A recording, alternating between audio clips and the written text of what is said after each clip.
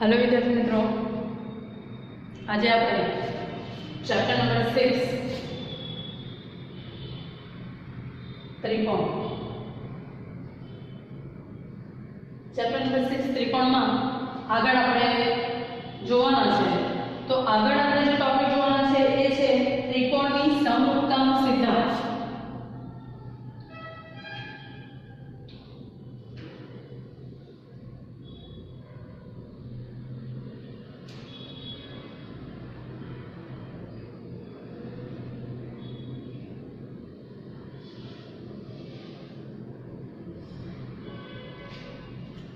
त्रिकोणनी समरूपतानो सिद्धांत આપણે આગળ જોઈ ગયા કે સમરૂપ ત્રિકોણને કેને કહેવાય? તો સમરૂપ ત્રિકોણોને એને કહેવાય કે જેના ખૂણાઓ પણ બે જે ત્રિકોણ હોય તો બે ત્રિકોણ છે, તો આ બે ત્રિકોણના ખૂણાઓ પણ એકબીજાને કેવા હોવા જોઈએ? સમાન, અને એની બાજુઓનો જે ગુણોત્તર લઈએ તે પણ એકબીજાને કેવો હોવો જોઈએ? સરખો હોવો જોઈએ। એવો આપણે સમરૂપતાનો ગુણધર્મ માં જોયું। સમરૂપતાનો સિદ્ધાંત છે એના માટે તો તેની વ્યાખ્યા અનુસાર કોઈ પણ બે ત્રિકોણ આપે તો એ ત્રિકોણ છે ત્રિકોણ ABC અને બીજો ત્રિકોણ લેવો DEF। જો આ બંને ત્રિકોણો એકબીજાને સમરૂપ હોય તો તેના સમરૂપતાની એકબીજાને સંગત હોય તો તેના માટે છે ABC સંગત DEF। આ લખાય। જો એને સંગત D જ હોય તો આપણે ABC સંગત EFD લખી શકીએ નહીં, કારણ કે એને સંગત D છે તો એને સંગત આ જગ્યા પર કોણ આવવું જોઈએ? D જ આવવું જોઈએ, તો જ એકબીજાને સંગત છે કહેવાય। માટે આ શરત સાચી પડે અને આ કેવી પડે? ખોટી। જો એકબીજાને સંગત હશે તો જ તે એકબીજાને કેવા થવાના? સમરૂપ પણ થશે। અને સમરૂપની નિશાની મેં તમને કીધું કે આ રીતે લખાશે ABC સમરૂપ DEF। તો પહેલો નિયમ શું છે? તો આના અંદર લખીએ ખૂણો A બરાબર ખૂણો D, ખૂણો B બરાબર ખૂણો E, અને ખૂણો C બરાબર કોણ થવાનો? ખૂણો F। ખૂણો A બરાબર ખૂણો D, ખૂણો B બરાબર ખૂણો E, અને ખૂણો C બરાબર ખૂણો F। અને બીજું શું? તો એની સંગતતા પણ સમરૂપતા, આ એની આ તેનો ગુણોત્તર પણ કેવો? સરખો। તો AB તો અહીંયા કોણ આવશે? DE, AB ના છેદમાં D। જો BC લે તો BC ના છેદમાં કોણ આવશે? EF, BC ના છેદમાં EF। અહીંયા આવશે AC, તો AC ના છેદમાં કોણ આવે? DF, તો AC ના છેદમાં EF। આ જે છે એ બાજુઓનો ગુણોત્તર છે અને એ પણ એકબીજાને કેવો થવો જોઈએ? સરખો જ હોવો જોઈએ, તો જ આ ત્રિકોણો એકબીજાને સમરૂપતા છે એમ કહેવાય। આ બે શરતોનું પાલન કરે તો જ આપણે ABC સંગત DEF લખી શકીએ અને ABC સમરૂપ DEF આપણે લખી શકીએ।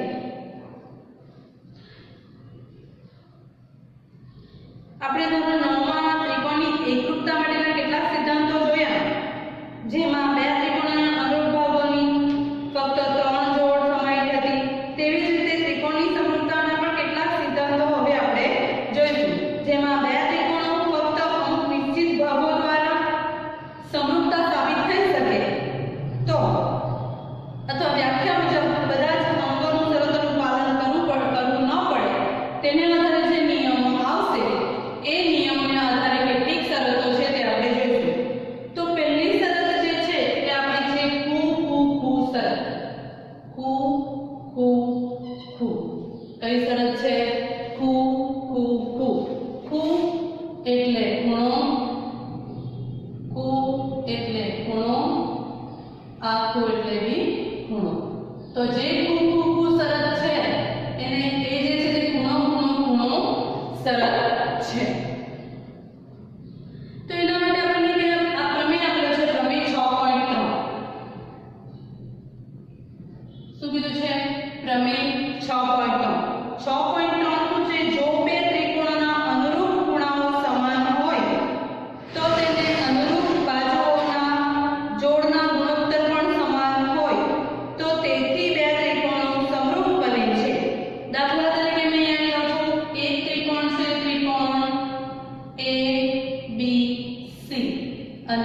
ત્રિકોણ છે ત્રિકોણ DEF આ બે ત્રિકોણ છે આપણી ખૂણાની શરત છે તો અહીંયા ખૂણા લઈ લઈએ આપણે અહીંયા લખો 50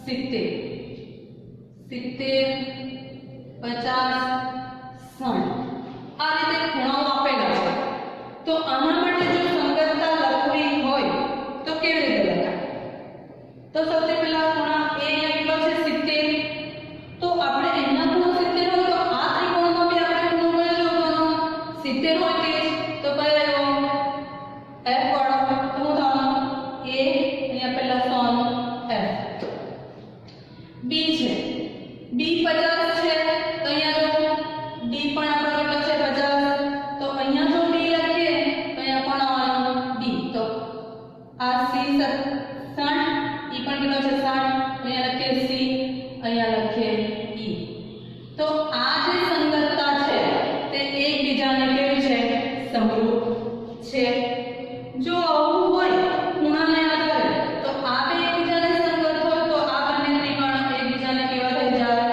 સમરૂપ થઈ જાય જો આકૃતિમાં જોઈએ તો A સામે કોણ છે D પણ આપણે તો ખૂણાને આધારે જોડો છે જો ખૂણો 70 છે તો અહીંયા બી કયો છે 70 છે તો તે જ ખૂણાની સામે તે જ ખૂણો આવશે તો આ રીતે દેખાશે ABC સંગત DEF આ જે શરત છે એને કહેવાય ખૂણો એટલે કઈ શરત ખૂ શરત હવે બીજી શરત છે આપણી પાસે ખૂ શરત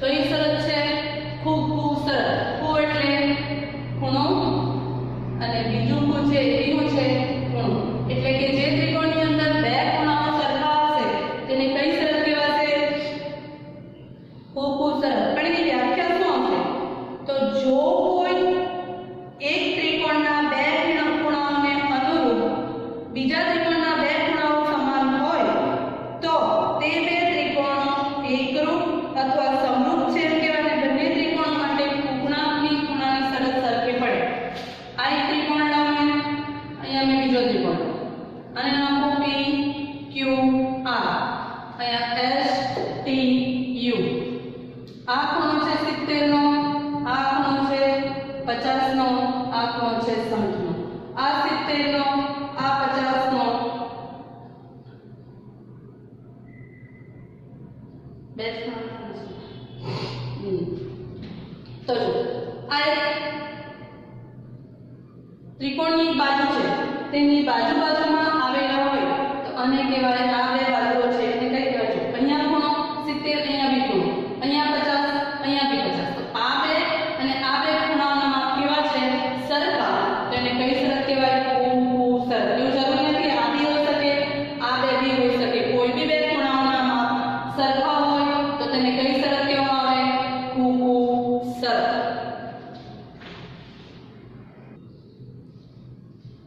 આગળ જઈએ આપણી પાસે બીજી શરત છે બા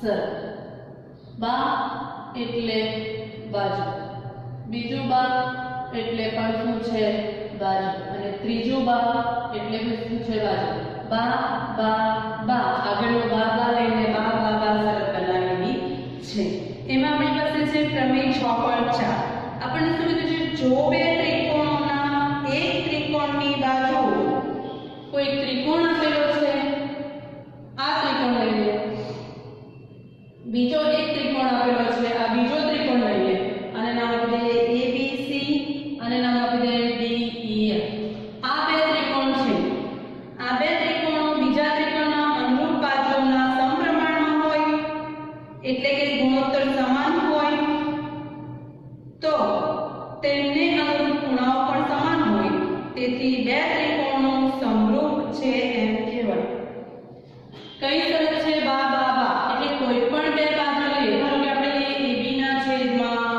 DE શું લઈએ AB ના છેદમાં DE બીજી લઈએ BC ના છેદમાં EF અને ત્રીજી લઈએ AC ના છેદમાં આ બધાનો ગુણોત્તર સરખો હોવા જોઈએ તો આ શરત સાચી છે. તો સૌથી પહેલા એના માટે માપ લખી દઈએ. માપ લઈએ આપણે. અનુલોમ 3 સેન્ટીમીટર, 6 સેન્ટીમીટર, 8 સેન્ટીમીટર,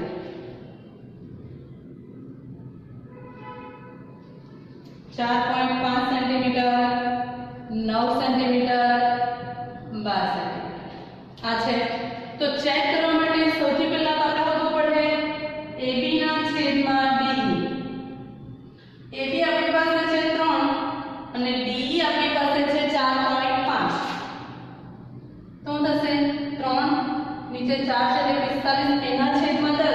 છેદનો છેદ જશે અંશમાં એટલે ઉપર કેટલા આવવાના 10.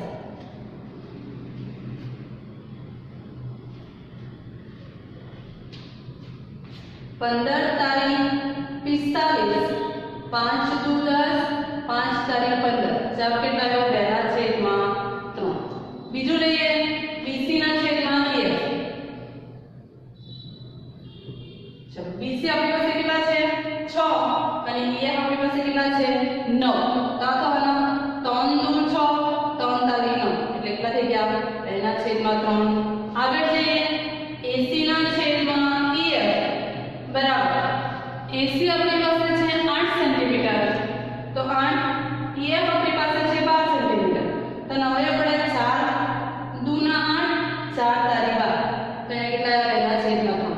તો જો આ બી 2 ના છેદમાં 3, આ બી 2 ના છેદમાં 3, આ બી 2 ના છેદમાં 3. તો જો આ બધી કેવું થઈ ગયું સરખું? AB ના છેદમાં DE બરાબર BC ના છેદમાં EF બરાબર AC ના છેદમાં EF. એટલે કે ત્રિકોણની બાજુનો ગુણોત્તર જો સરખો હોય તો તે શરત કઈ છે? બા બા બા શરત. ખબર પડે? આગળ એમાં ખાસ યાદ રાખો કે જો અનુરૂપ ખૂણાઓ સમાન તો તેને અનુરૂપ બાજુઓ પણ કેવી થઈ જાય? સમાન. અનુરૂપ ખૂણાઓ સમાન જો કોઈ પણ બે ખૂણાઓ સમાન હોય, દાખલા તરીકે ખૂણો A ખૂણો B આવું આપેલું છે, આને આ જો સરખા હોય તો અન્ય અનુરૂપ બાજુ કઈ છે આ અને અન્ય અનુરૂપ બાજુ કઈ છે આ. તો આ બે બાજુઓ પણ એકબીજાને કેવી થઈ જાય? સરખી થઈ જાય. આ યાદ રાખવાનું. જો બાજુઓ સમાન અને ખૂણાઓ સમાન તો બાજુઓનો ગુણોત્તર પણ કેવો થઈ જાય? સમાન થઈ જાય. ખબર પડે? આ શરત છે આપણી બા બા બા શરત. ચલો હવે આપણે જોઈએ આગળ શરત છે બાહુબા શરત. બાહુબા શરત. બાનો અર્થ થશે બાજુ, ખૂણો ખૂણો અને બાનો બાજુ. તો આ બા, આ ખૂ અને બા આ ત્રણ લઈને શરત જે બને છે તે બાહુબા. એમાં છે પ્રમેય નંબર 6.5. આપણને કીધું છે જો કોઈ ત્રિકોણનો એક ખૂણો, મેં લઈ લઉં એક ત્રિકોણ લઈ લઉં, અહીંયા મેં બીજો ત્રિકોણ લઈ લઉં. આ બંનેમાં ત્રિકોણ 90 અંશના છે. કોઈ બી આવી શકે એમ કાટકોણ ત્રિકોણ લીધા છે. જો કોઈ ત્રિકોણનો એક ખૂણો બીજા ખૂણાને સમાન હોય એટલે B અને E એકબીજાને કેવા છે? સરખા. કારણ કે બંને કેવા છે? 90. તો આ ખૂણાને જે બાજુઓ અંતર્ગત હોય, આ ખૂણા બને તે કઈ બાજુ છે? એક આ અને આ બાજુ. અહીંયા એક આ બાજુ અને અહીંયા આ બાજુ. જો બે અંતર્ગત હોય તો તે બાજુઓ જો એકબીજાને સમપ્રમાણમાં હોય તો સમપ્રમાણમાં હોય એટલે કે આનો અને આનો ગુણોત્તર લેશો અને આનો ગુણોત્તર લેશો. તે જો ગુણોત્તર સમાન આવે તો તે શરત કઈ શરત કહેવાશે? બાહુબા શરત કહેવાશે. અને એને આધારે આ બે ત્રિકોણ પણ એકબીજાને સમરૂપ છે એમ કહેવાશે. તો આપણે જોઈ લઈએ. અહીંયા મેં 2 લખું છું, અહીંયા 3, અહીંયા 4, અહીંયા 6.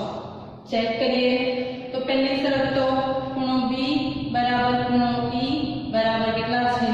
90. આપણું જોઈએ AB ના છેદમાં DE અને BC ના છેદમાં EF.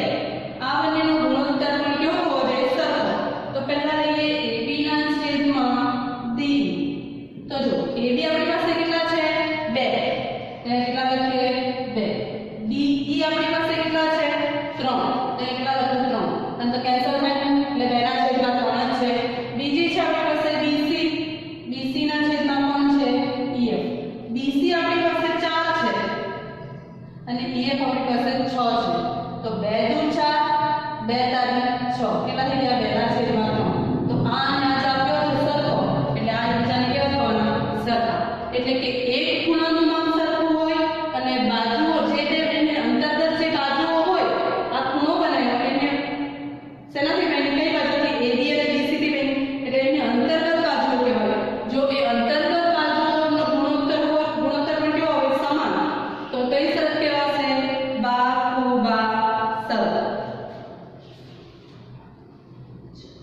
બાહુબા શરત માટે એક વસ્તુ હંમેશા યાદ રાખવાનું, જો કાટકોણ ત્રિકોણમાં જો એક ત્રિકોણનું કર્ણ એક બાજુ બીજા ત્રિકોણના કર્ણ અને બાજુના ગુણોત્તર સમાન હોય તો તે સમરૂપ થાય. અહીં ખૂણાઓ કાટખૂણા અને કર્ણ અને બાજુની અંતર્ગત નથી. આ શરતને કા-ક-બા શરત તરીકે પણ ઓળખવામાં આવે છે. કર્ણ પણ કેવા આવે? સરખા આવે, એટલે કા-ક-બા, કાટખૂણો, કર્ણ અને બાજુ તરીકે પણ આને ઓળખવામાં આવે છે. હવે સમરૂપ ત્રિકોણને આધારે કેટલાક મહત્વના ગુણધર્મો છે, એ કયા કયા છે તે આપણે જોઈએ.